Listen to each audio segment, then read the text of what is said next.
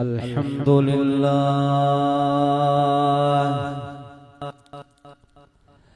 الحمد لله نحمده ونستعينه ونستغفره ونؤمن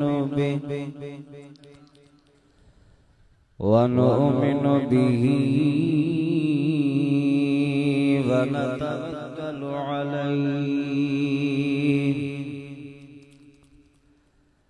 ونعوذ بالله من شرور أنفسنا ومن سيئات أعمالنا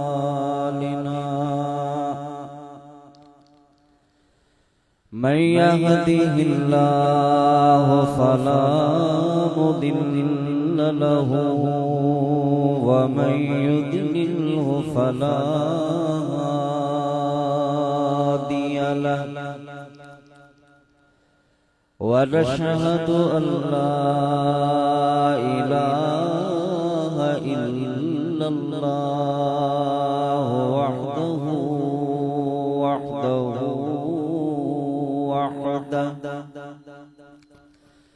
لا شريك له ونشهد أن سيدنا وسندنا ومرشدنا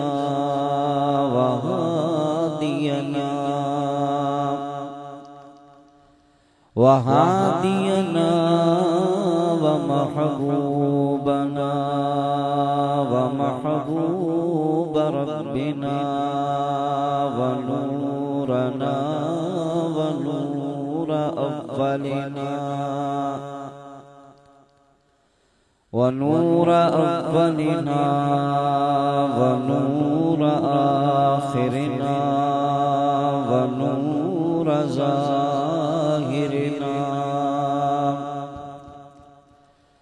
ونور باطننا وحكيم طبيب قلوبنا وسراجا منيرا مولانا وملجأنا وملاذنا محمدا عبده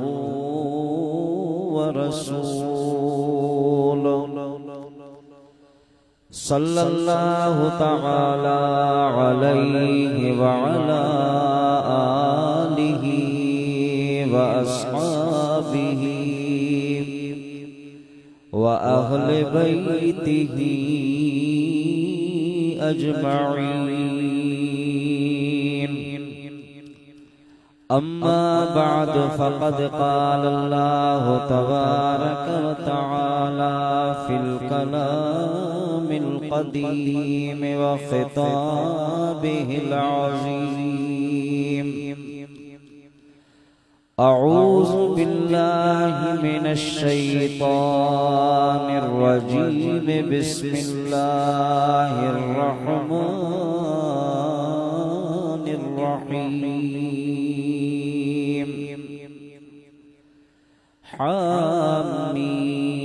حاميم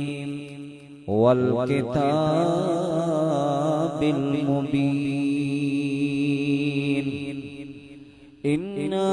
أنزلناه في ليلة مباركة إنا كنا منذرين فيها يفرق كل أمر حكيم أمرا من عندنا إنا كنا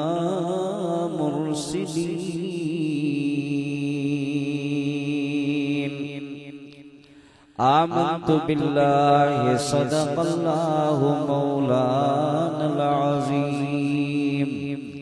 وبلغنا رسوله النبي الحبيب الكريم ونحن على ذلك ذلك لمن الشاهدين والشاكرين والحمد لله رب العالمين.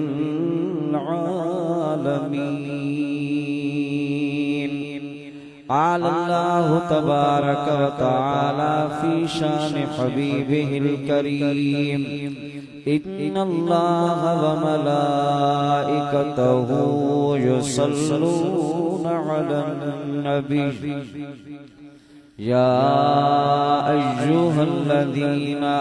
آمنوا صلوا عليه وسلموا تسليما.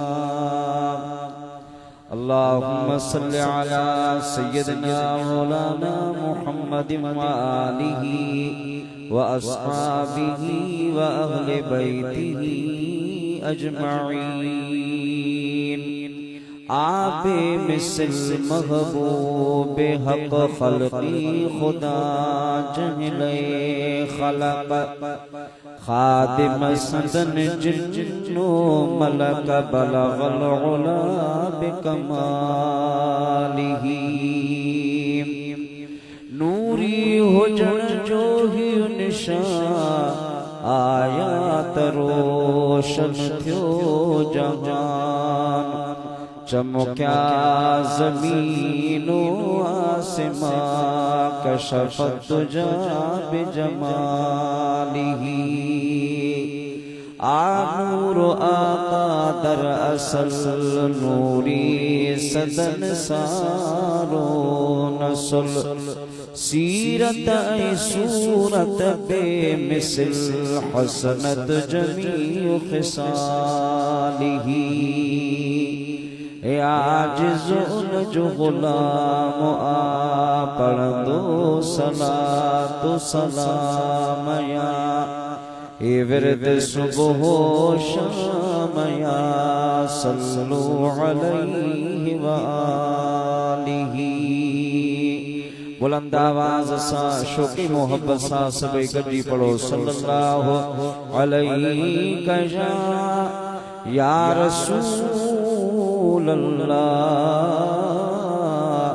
وسلم علیک یا حبیب اللہ. محبت سا سبے جھومی جھومی پڑھو صلی اللہ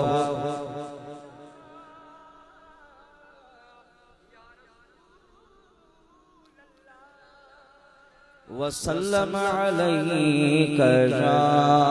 حبیب اللہ. حمد صلاۃ کا بعد میں واجب صد احترام علماء ذی وقار ثنا خان رسول اے مہجا پیارا مسلمان بھائیرو السلام علیکم ورحمت اللہ وبرکاتہ.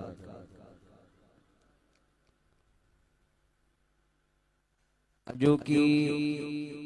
ہن بابرکت رات کے اندر اللہ جے پاک گھر مسجد شریف میں اسایاں سبنی جی حاضری تھیا. شال رب العزت اساں اواں جو ہتے اچن ویہن بدھن ۽ ٻڌائڻ پنهंجي بارگاہ میں منظور مقبول فرمائے. مجھے مہربان دوست محترم محمد اسماعیل بلوچ صاحب سائیں قبلہ شاہ صاحب سید رفیق شاہ صاحب انہن جے دوستن بالخصوص مسجد شریف جے صدر متولی محترم مجیب الرحمان صاحب یہ عظیم الشان محفل سجائی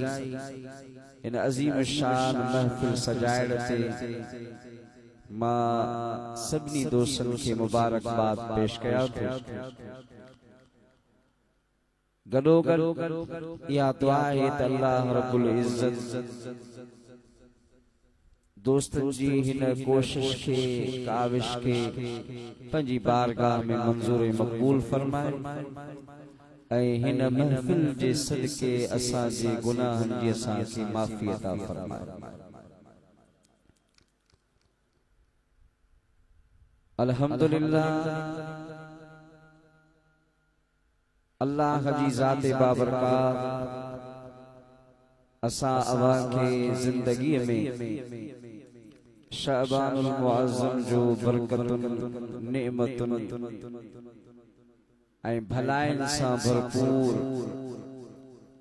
महीनो नसीब कयो आहे। ही महीनो रमज़ानुल मुबारक खां बाद में ॿियन महीनन में शानदार सैयदना अबू हुरैरा रदियल्लाहु तआला अन्हु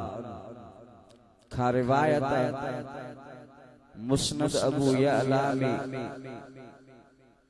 इमाम अबू यअला नकुल कयो आहे त सरवरे दो आलम सल्लल्लाहु तआला अलैहि वसल्लम रमजान मुबारक जे फर्जी रोज़न खां बाद में अगर कंहिं महीने में घणा रोज़ा रखंदा हा त उहो शअबानुल मुअज़्ज़म जो महीनो ऐं पाण पंहिंजे अहल बैत खे गुलामन खे इहो ताकीद इरशाद फरमाईंदा हा त शअबानुल मुअज़्ज़म जी बरकत रमज़ान मुबारक जे करे अवां इन में चङी तरह सां होशियार ऐं बेदार थी कमर बस्ता थी वञो ऐं हिन में सही तरह सां इबादत जो एहतमाम कयो त रमज़ान मुबारक में अल्लाह इबादत घणी करण जी तौफीक अता फरमाए। हर महीने के हर रात के हर ॾींहं के हर घड़ीअ के हर साअत के बरकत ऐं फज़ीलत ॾियण वारो अल्लाह ऐं खुदा जी ज़ात बाबरकात रातिन के रातिन ते फज़ीलत ॾिनी ॾींहन के ॾींहन ते फज़ीलत ॾिनी महीनन के महीनन ते फज़ीलत अता फरमाई ऐं साअतुन के साअतुन ते फज़ीलत ऐं शरफ अता फरमायो। इहा हिकु मुसल्लिमा हक़ीक़त ऐं इन जो को बि इनकार नथो करे सघे। बस कुछ असांजा मुसलमान भाइर अहिड़ा आहिनि जिनके कामिल तरह जो इल्म नाहे थोड़ा ॿ-टे किताब पढ़ी ऐं पोइ हू सम्झंदा आहिनि त असां वटि इल्म कुली आहे असां वटि सही हिदायत जी रोशनी आहे बाक़ी सभु गुमराह आहिनि। जंहिं ॻाल्हि जी उन्हनि खे ख़बर या ॼाण नाहे उहा ग़लत ऐं बिदअत थी वेंदी आहे। मां अर्ज़ कयां अल्लाह जे प्यारे हबीब सरवरे दो आलम सल्लल्लाहु तआला अलैहि वसल्लम जा प्यारा इरशादात फरमूदात शअबानुल मुअज़्ज़म जी फज़ीलत जे मुतअल्लिक़ बि आहिनि ऐं गॾोगॾु 15 शअबान जे मुतअल्लिक़ बि सुहिणे हबीब जा प्यारा फरमूदात मौजूद आहिनि। ऐं सिहासिता में इमाम रदियल्लाहु तआला अन्हु